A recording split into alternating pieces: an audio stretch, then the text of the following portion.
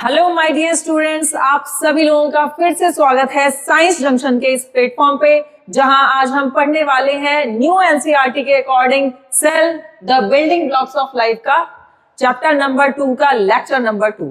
तो आज जो हम टॉपिक्स कवर करने वाले हैं बच्चों, वो है हाउ टू स्टडी सेल।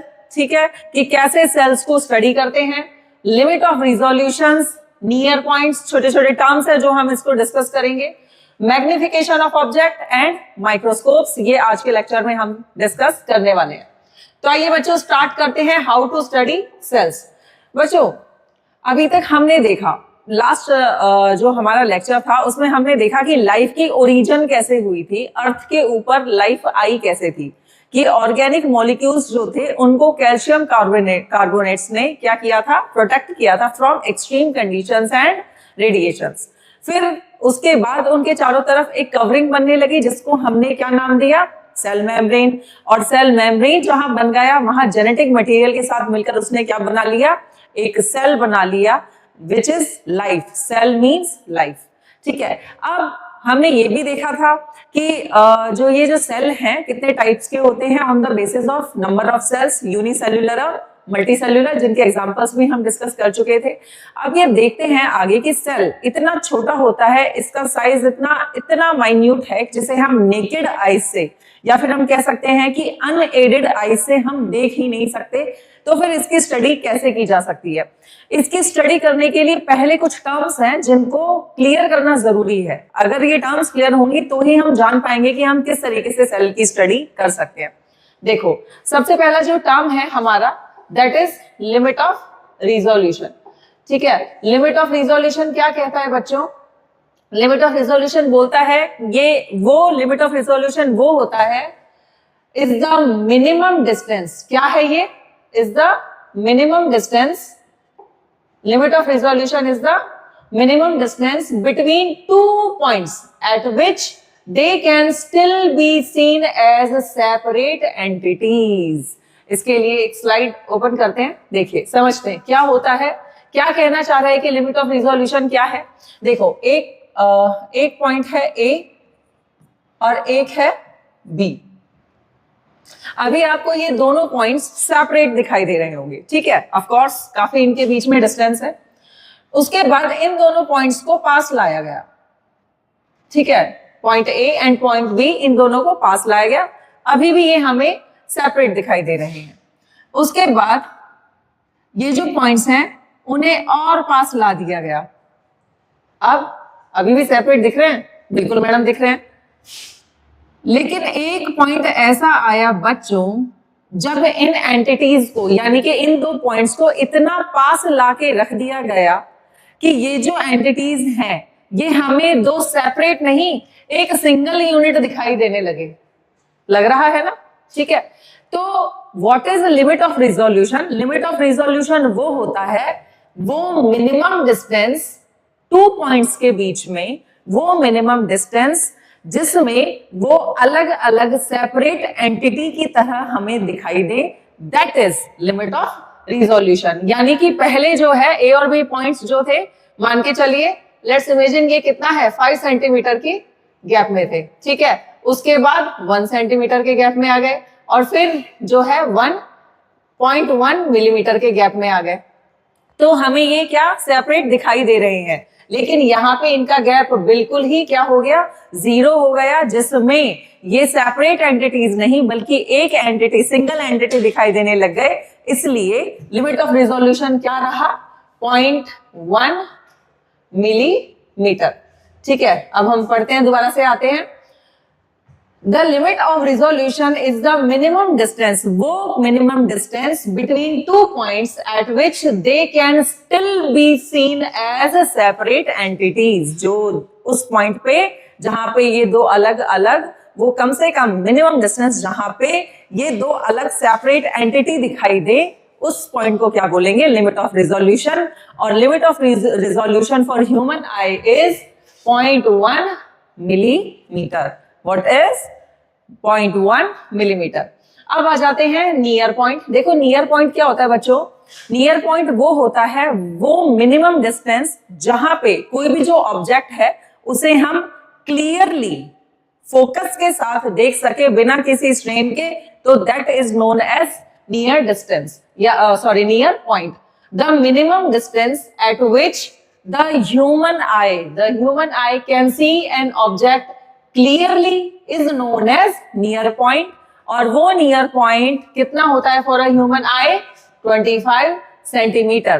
तो अगर हम ओवरऑल बात करें लिमिट ऑफ रिजोल्यूशन की, तो हम क्या कह सकते हैं, हम ये कह सकते हैं क्या होगा लिमिट ऑफ रिजोल्यूशन। देखिए 2 टाइनी डॉट्स, देखो क्या लिखा है इसमें, 2 tiny dots drawn on a piece of paper as the dots are moved closer. जो दो डॉट्स हैं उनको क्लोज लाया जाए, there comes a point at which they can no longer be seen as separate. वहां एक पॉइंट ऐसा आता है जहां वो जो दो डॉट्स हैं वो सेपरेट नहीं दिखाई देते, वो सिंगल ही दिखाई देते हैं।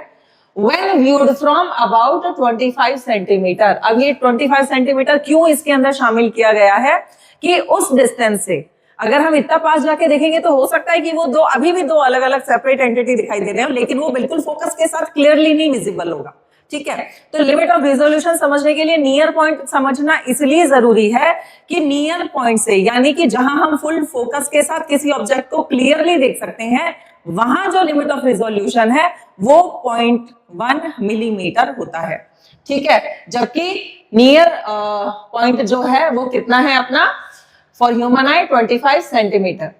2 points separated by about 0.1 millimeter can be seen as distinct, यानी कि अलग अलग देखे जा सकते हैं 0.1 मिलीमीटर पे, किस पे, एक ह्यूमन आई से नियर पॉइंट पे।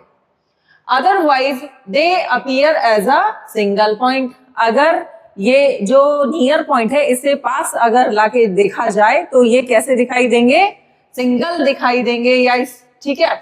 तो this is called limit of resolution of the human I which is 0.1 millimetre. ये कहना चाह रही थी हमारी एनसीईआरटी। ठीक है, तो ये कंप्लीट हो गया है बच्चों। नेक्स्ट चलते हैं, magnification of a lens. Magnification का मतलब क्या होता है, सबसे पहले हमको ये समझना होगा बेटा। मैग्निफिकेशन का मतलब होता है किसी चीज को, किसी ऑब्जेक्ट को मैग्नीफाई करके, एनलार्ज करके देखना। तो यहाँ पे टॉपिक क्या है हमारा, मैग्निफिकेशन ऑफ ऑब्जेक्ट। किसी ऑब्जेक्ट को आप किस तरीके से एनलार्ज करके देख सकते हो। कैसे देख सकते हैं, अ कॉन्वेक्स लेंस। ठीक है, हम दो तरह के लेंसेज होते हैं, convex lenses and concave lenses. तो कॉन्वेक्स लेंसेज जो होता है वो ऐसा होता है, ठीक है, जहां पे लाइट इमर्ज होती है। और अ कॉम्बिनेशन ऑफ लेंसेज, या फिर कोई कॉम्बिनेशन हो लेंसेज का, वो कॉम्बिनेशन दो लेंसेज से बनते हैं। कौन कौन से, एक तो ऑब्जेक्टिव लेंस और एक एन आई पीस। ठीक है, यानी कि यहाँ पे आपके पास दो ऑप्शन है, या तो आप कॉन्वेक्स लेंस यूज करो। ठीक है, what is this, convex lens.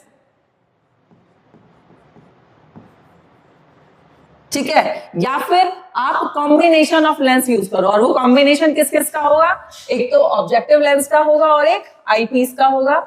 ये कॉम्बिनेशंस या फिर कॉन्वेक्स लेंस यूज किए जाते हैं क्या करने के लिए, ऑब्जेक्ट्स को मैग्नीफाई करने के लिए, एनलार्ज करके देखने के लिए यूज किए जाते हैं। For the magnification of an object to make it appear larger, उसको बड़ा करके देखने के लिए, एनलार्ज करके देखने के लिए ये यूज किए जाते हैं। तो बेटा हिस्ट्री ऑफ सेल जो है वो फिलहाल तो हमारे एनसीईआरटी में से हटा दिया गया है, लेकिन एक दो चीजें हैं, पॉइंट्स हैं कुछ जो आपको याद रखने की जरूरत है। Who discovered cell, Robert Hooke discovered cell. Robert Hooke नाम के जो साइंटिस्ट थे, ये फर्स्ट पर्सन थे जिन्होंने ऑब्जर्व किया था एक सेल, कब, 1665 में। ठीक है, using a self designed microscope. उन्होंने कैसे इस चीज को आइडेंटिफाई किया, यूजिंग अ सेल्फ डिजाइन, ये इन्होंने अपना जो माइक्रोस्कोप है खुद डिजाइन किया, लेंसेज को जोड़कर, ठीक है, या फिर कॉन्वेक्स लेंस जो है उसको यूज करके कितना एनलार्ज किया। वो जो माइक्रोस्कोप था that was capable of about 200 to 300 times magnification, यानी कि अगर वो किसी ऑब्जेक्ट को या फिर किसी सेल को, जैसा कि इन्होंने सेल को ही देखा था, उस सेल को उन्होंने कितना एनलार्ज करके देखा था, 200 से लेके 300 टाइम्स एनलार्ज करके उन्होंने उस सेल को प्रॉपरली देखा था, ठीक है। और वो उन्होंने किसके अंदर देखा था, in a thin slice of cork, एक कॉर्क की जो है पतली सी स्लाइस उन्होंने ली थी, ठीक है, और उसको अपने सेल्फ डिजाइन माइक्रोस्कोप के अंदर लगा के देखा था। और जहां उन्होंने क्या देखा, he observed small box like compartments, ऐसे स्मॉल बॉक्स लाइक कंपार्टमेंट्स उन्होंने देखे। और ये जो स्मॉल बॉक्स लाइक कंपार्टमेंट्स थे, इनका स्ट्रक्चर कैसा था, इनका स्ट्रक्चर बिल्कुल हनीकॉम्ब जैसा था, ठीक है। तो हनीकॉम्ब लाइक स्ट्रक्चर उन्होंने देखा था। मधुमक्खी का छत्ता जो होता है उसमें जो आपको जो ये शेप्स दिखाई देते हैं, सिर्फ एग्जैक्ट ऐसा ही उन्होंने बॉक्स लाइक स्ट्रक्चर देखा था, जिनका नाम उन्होंने दिया सेल्स, ठीक है। क्या नाम दिया उन्होंने इनको, इन बॉक्स लाइक कंपार्टमेंट्स को नाम दिया सेल, ठीक है। इन स्कूल लेबोरेटरीज, हमारी जो स्कूल की जो लैब्स होती हैं, बायोलॉजी लैब होगी आपके स्कूल में, वहां बायोलॉजी लैब में जब आप जाएंगे तो आप कुछ माइक्रोस्कोप्स वहां पे देखेंगे। उन माइक्रोस्कोप्स को बोलते हैं लाइट माइक्रोस्कोप्स, ठीक है। ये जो लाइट माइक्रोस्कोप्स होते हैं, इनका काम भी मैग्निफिकेशन का होता है, जिसमें हम स्लाइड्स को, प्रिपेयर्ड स्लाइड्स आती हैं उनको भी, और हम खुद सेल्फ प्रिपेयर करके भी उन स्लाइड्स को उस माइक्रोस्कोप में लगा के देख सकते हैं, सेल्स को देख सकते हैं, ठीक है। और वो कितना एनलार्ज करके दिखाएंगी आपको, 10 टाइम to 40 टाइम्स, यानी कि जो लेंसेज होंगे वो 10 टाइम्स एनलार्ज करके भी दिखा सकते हैं, और वो उस सेल को 40 टाइम्स एनलार्ज करके भी दिखा सकते हैं। और जो माइक्रोस्कोप हैं जो स्कूल्स में यूज आ रहे हैं, उनको बोलते हैं लाइट माइक्रोस्कोप। क्यों कहते हैं, क्योंकि ये जो माइक्रोस्कोप्स होते हैं, इनको देखने के लिए कोई अलग कुछ किसी की जरूरत नहीं होती, ये सिर्फ सनलाइट की प्रेजेंस में ही लेंस एडजस्ट करके आप प्रॉपर किसी भी चीज का जो है स्लाइड बनाकर उसको देख सकते हो। तो लाइट की प्रेजेंस में आप उसे देख रहे हो, ओनली सनलाइट की प्रेजेंस में, इसलिए इसका नाम क्या है, लाइट माइक्रोस्कोप। नेक्स्ट चलते हैं, ये हम कर चुके हैं। A cell is usually too small to be seen by the unaided eyes. Unaided eyes का मतलब क्या होता है बच्चों, unaided eyes का मतलब होता है naked eyes. Naked eyes मतलब कि खाली आंखों से, ठीक है, unaided eyes। तो जो सेल होती है वो बहुत छोटी होती है unaided eyes से अगर हम देखें तो। This raises an important question. How have cell biologists studied the structure and function of cells that are much smaller than the limit of resolution of human eye? देखो, अब आया ना यहाँ पे लिमिट ऑफ रिजोल्यूशन। देखो, इसमें कहना क्या चाह रहा है, जो एनसीईआरटी क्या कहना चाह रही है, ये कहना चाह रही है कि जब सेल जो है इतना छोटा है, इतना स्मॉल है कि उसको अनएडेड आई से देखा जा ही नहीं सकता विदाउट माइक्रोस्कोप, तो फिर किस तरीके से जो साइंटिस्ट हैं, बायोलॉजिस्ट हैं, उन्होंने स्टडी की सेल की स्ट्रक्चर की और फंक्शंस ऑफ द सेल, कैसे उन्होंने जो है स्टडी की, जबकि हमारा लिमिट ऑफ रिजोल्यूशन जो है वो तो 0.1 मिलीमीटर पे ही खत्म हो गया, ठीक है। तो ये तो इतना जो है सेल इतना छोटा होता है, तो इसकी स्टडीज कैसे हुई। तो आगे क्या कह रहे हैं, you have learned about convex lenses, a convex lens or a combination of lenses. कौन से combination? Objective lens and eyepiece are used for the magnification. ये किस लिए काम आते हैं? Magnification of an object to make it appear larger. क्या करने के? कि ये किसी भी ऑब्जेक्ट को बड़ा करके देखने के काम आते हैं। Robert Hooke was the first person to observe a cell in 1665 using a self-designed microscope, और वो जो माइक्रोस्कोप था that was capable of about 200 to 300 times magnification. किसी चीज को, किसी सेल को 200 से 300 टाइम्स बड़ा करके दिखाने के लिए कैपेबल था। तो ये जो एग्जाम्पल है बच्चों, ये जो आप फोटो देख रहे हैं, that is a picture of light microscope. आप अपने स्कूल के बायोलॉजी लेबोरेटरी में जब आप जाएंगे तो इस तरीके के जो आपको माइक्रोस्कोप्स हैं वो देखने को मिलेंगे आपकी लैब के अंदर। ठीक है, अभी देखो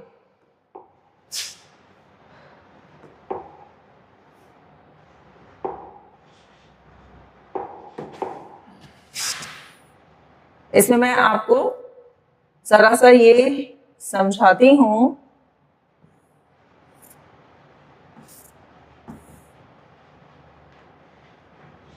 यस, ये अभी आप यही देखिए इसके अंदर क्या आपको दिखाई दे रहा है इस लाइट माइक्रोस्कोप के अंदर, कि ये जो लाइट माइक्रोस्कोप है इसके अंदर किसी भी तरह का कोई कॉन्वेक्स लेंस नहीं है। यहाँ पे कॉम्बिनेशन ऑफ लेंसेज है, और कॉम्बिनेशन किस किस का है? एक तो आप देख रहे हैं यहाँ पे आईपीस का कॉम्बिनेशन है। ठीक है, आईपीस प्लस ऑब्जेक्टिव लेंस। हमने क्या पढ़ा अभी? या तो कॉन्वेक्स लेंस यूज होता है माइक्रोस्कोप में, या फिर कॉम्बिनेशन ऑफ लेंसेज यूज होता है। वो कॉम्बिनेशन किस किस का होगा? आईपीस का एंड ऑब्जेक्टिव लेंस का। इनका कॉम्बिनेशन जब यूज होगा तो माइक्रोस्कोप से हम किसी भी ऑब्जेक्ट को या सेल को मैग्नीफाई करके देख सकते हैं। तो ये जो आईपीस है और ऑब्जेक्टिव लेंस है, ये आपको समझ में आ गया। ये बॉडी ट्यूब है एक माइक्रोस्कोप का। बेटा ये जो आप स्ट्रक्चर देख रहे हैं, this structure is known as stage.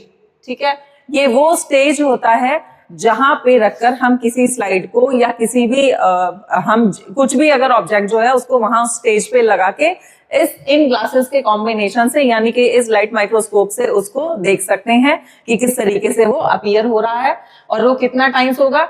ये जो ऑब्जेक्टिव लेंस हैं इनके डिफरेंट जो है मैग्निफिकेशन होती है, या तो 10 टाइम्स होगा या फिर 40 टाइम्स होगा। मान के चलिए कि ये जो है, ये लेंस आपको जो दिख रहा है ऑब्जेक्टिव, ये 10 टाइम्स मैग्नीफाई करके दिखा सकता है। ये वाला जो लेंस आपको दिख रहा है ये 40 टाइम्स मैग्नीफाई करके दिखा सकता है। तो ये जो लेंसेज हैं इनके कॉम्बिनेशन होते हैं। आप जिसको भी चाहें उसको आप यूज करके उतना मैग्नीफाई करके किसी सेल को या ऑब्जेक्ट को देख सकते हो। ये इसका बेस होता है माइक्रोस्कोप का। और ये जो मिरर आप देख रहे हैं, ये वही मिरर है जिससे आप किसी सनलाइट को जो किसी के मतलब जो सनलाइट आ रही है उसे एडजस्ट कर सकते हैं उस जगह पे, उस प्लेस पे जहां पे आपको लेंसेज के थ्रू जो सेल की स्लाइड है या कोई भी स्लाइड है वो प्रॉपर आपको विजिबल हो रही है। उस लाइट रेंज में आप इसको एडजस्ट कर सकते हैं। ये एडजस्ट करने का काम करता है। ठीक है, और ये जो नोब्स होते हैं, ये नोब्स का काम होता है इन जो ऑब्जेक्टिव लेंसेज हैं इनको एडजस्ट करने का, फोकल लेंथ को एडजस्ट करने का। नेक्स्ट देखिए, ये तो था लाइट माइक्रोस्कोप। अब हम आ जाते हैं इलेक्ट्रॉन माइक्रोस्कोप पे। इलेक्ट्रॉन माइक्रोस्कोप क्या है मैडम? देखो बच्चों, अभी जो हमने पढ़ा, हमने उसमें क्या देखा? लाइट माइक्रोस्कोप में आप किसी भी सेल को या चीज को 10 टाइम्स या 40 टाइम्स एनलार्ज करके देख सकते हैं। लेकिन ये जो इलेक्ट्रॉन माइक्रोस्कोप है, इसकी वजह से, इसकी हेल्प से साइंटिस्ट ने सेल की स्ट्रक्चर जो है उसका स्टडी किया, क्योंकि सेल के माइन्यूट फाइन डिटेल्स जो है उसकी स्टडी करने के लिए 10 टाइम्स से 40 टाइम्स एनलार्ज होना ही काफी नहीं था। अभी हमने क्या पढ़ा था कि रॉबर्ट हुक जो थे, उन्होंने 1665 में कॉर्क स्लाइस के अंदर क्या देखा था? सेल की स्ट्रक्चर देखी थी, हनीकॉम्ब लाइक स्ट्रक्चर थी जिनको उन्होंने नाम दिया था सेल्स। ठीक है, ये जो सेल्स हैं उन्होंने अपने सेल्फ डिजाइन माइक्रोस्कोप से उन्होंने उनको देखा था, और वो कितना टाइम्स मैग्नीफाई कर रहा था उस सेल को? 200 से लेके 300 टाइम्स उसको मैग्नीफाई कर रहा था, तब जाके वो उसकी स्ट्रक्चर देख पाए थे। लेकिन माइन्यूट डिटेल्स देखने के लिए साइंटिस्ट जो हैं वो इलेक्ट्रॉन माइक्रोस्कोप का यूज करते हैं। ये जो इलेक्ट्रॉन माइक्रोस्कोप होते हैं, ये फाइन डिटेल्स जो होती है सेल के स्ट्रक्चर को इतना पावरफुल होते हैं कि उसको क्या चल रहा है सेल के अंदर, सेल किस तरीके से बनी हुई है, किस तरीके से डिजाइंड है, कौन सा ऑर्गेनेल कहाँ पे प्लेस्ड है, वो क्या कर रहा है, उस सेल ऑर्गेनेल के अंदर के कंपोनेंट्स, ये सब देखने के काम आता है electron microscope. These instruments use a beam of electron. Beam of electron की एक लाइट आती है इलेक्ट्रॉन की, उसको यूज करके उस पर्टिकुलर सेल के ऊपर देखकर और उस सेल की स्ट्रक्चर को स्टडी किया जाता है instead of light. Light microscope में हम लाइट एडजस्ट कर रहे हैं, जबकि यहाँ पे क्या होता है, एक बीम ऑफ इलेक्ट्रॉन यूज होती है। फॉर एग्जाम्पल ये जो आप देख रहे हैं बच्चों, ठीक है, this is an example of electron microscope. ये जो आप देख रहे हैं, this is the microscope and monitor यहाँ पे क्या किया गया है, कनेक्ट किया गया है। ये मॉनिटर किस चीज के लिए, ताकि उस सेल को एनलार्ज करके बहुत ही बारीकी माइन्यूट डिटेल्स को की स्टडी की जा सके। Apart from light microscope, scientist also use powerful electron microscopes that reveal the fine details of a cell structure.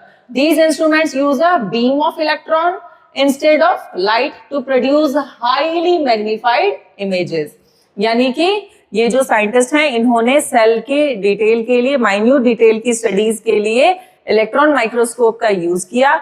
ये जो इलेक्ट्रॉन माइक्रोस्कोप्स हैं, ये बीम ऑफ इलेक्ट्रॉन्स को यूज करते हैं स्टडी करने के लिए instead of light, allowing us to see cell structure at the nanometer scale। बच्चों नैनोमीटर सबसे छोटी यूनिट होती है लेंथ की, ठीक है, तो यहाँ पे नैनोमीटर जो है, वहां उस नैनोमीटर सबसे छोटी यूनिट पे इस सेल के स्ट्रक्चर को स्टडी किया गया विद रिमार्केबल क्लैरिटी। रिमार्केबल मतलब बहुत ही तरीके से साफ, क्लियर, स्वच्छ, स्पष्ट दिखाई दे रहा था। A nanometer is the 1 billionth of a metre, ठीक है। तो बच्चों ये आपके एनसीईआरटी का ही जो है चार्ट है, जिसमें आप देख सकते हैं स्केल दिया हुआ है, ये यहाँ इधर की तरफ, ठीक है। ये जो स्केल है, ये स्टार्ट कहाँ से है, 0.1 नैनोमीटर से, फिर आ जाएगा 1 nanometre, 10 nanometre, 100 nanometre, 1 micrometre, 10 micrometre, 100 micrometre, 1 millimetre, 1 centimetre, ठीक है। पहले इसी की स्टडी करते हैं। इसमें क्या दिया हुआ है कि बेटा सबसे छोटी चीज जो यूनिट है, ठीक है, वो क्या होती है, एटम्स होता है, ठीक है। सबसे छोटा मॉलिक्यूल क्या होता है, एटम होते हैं। एटम्स जो होते हैं वो 0.1 नैनोमीटर की रेंज के होते हैं, जिनको जो है उसके बाद 1 नैनोमीटर जो है उसमें क्या आएंगे, स्मॉल मॉलिक्यूल्स आएंगे, लिपिड्स आएंगे, प्रोटीन्स आएंगे, राइबोसोम्स, वायरसेस, स्मॉलेस्ट बैक्टीरिया। हमने क्या कहा, बैक्टीरियाज भी बहुत ही छोटे होते हैं, जिन्हें भी नेकेड आई से नहीं देखा जा सकता। और 1 माइक्रोमीटर से 10 माइक्रोमीटर के बीच में आ जाएगा माइटोकॉन्ड्रिया, बैक्टीरियाज, न्यूक्लियसेस, और 10 से 100 माइक्रोमीटर के बीच में आ जाएंगे animal cell and plant cell. तो बेटा जो मैंने यहां तक अभी आपको बताया, जो आप देख रहे हैं, ये ब्लू जो एक रेंज दिखाई दे रही है, ब्लू पट्टी जो आपको दिख रही है, यहाँ पे क्या है, इलेक्ट्रॉन माइक्रोस्कोप। क्या लिखा हुआ है, इलेक्ट्रॉन माइक्रोस्कोप। यानी कि यहां से लेके और यहां तक के जो ऑब्जेक्ट हैं बच्चों, यानी कि 0.1 नैनोमीटर से 100 माइक्रोमीटर तक के जो ऑब्जेक्ट्स हैं, उनको हम इलेक्ट्रॉन माइक्रोस्कोप से ही देख सकते हैं। हम उनको इवन लाइट माइक्रोस्कोप से भी नहीं देख सकते, सिर्फ इलेक्ट्रॉन माइक्रोस्कोप से ही उनकी स्टडी की जा सकती है।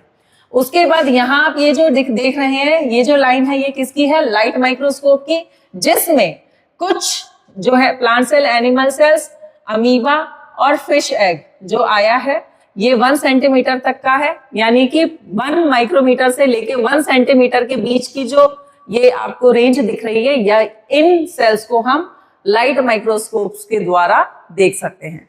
उसके बाद आ जाता है 1 सेंटीमीटर, ठीक है। और 1 सेंटीमीटर से तो हमारे स्केल के अंदर ही जो है रूलर जो हमारा होता है, उसी से ही मार्किंग स्टार्ट हो जाती है। 1 centimetre, 0.1 metre, 1 metre, 10 metre, 100 metre, 1 kilometre, ये वो लेंथ है, ये वो जो है चिकन एग्स हुआ, ग्रेट इंडियन बस्टर्ड हुआ, नीम ट्री रॉकेट, इन सब चीजों को हम अनएडेड आई से, यानी कि नेकेड आई से देख सकते हैं। तो ये जो चार्ट है जो आप देख रहे हैं, इनको आपको बच्चों एग्जाम्पल्स को याद भी कर लेना है, और आपको ये पता होना चाहिए कि ऐसे कौन से एग्जाम्पल्स हैं जिन्हें हम इलेक्ट्रॉन माइक्रोस्कोप्स के थ्रू देख सकते हैं, ऐसे कौन से एग्जाम्पल्स हैं जिन्हें लाइट माइक्रोस्कोप के थ्रू देख सकते हैं, और ऐसे और तो बाकी जो है हमको दिख ही रहे हैं जिन्हें हम अनएडेड आइज के थ्रू देख सकते हैं। तो आई होप आपको आज का लेक्चर जो है बच्चों समझ आया होगा, ठीक है। Thank you so much for joining us on Science Junction platform. Stay tuned for our 3rd lecture of the cell building blocks of life. Thank you so much.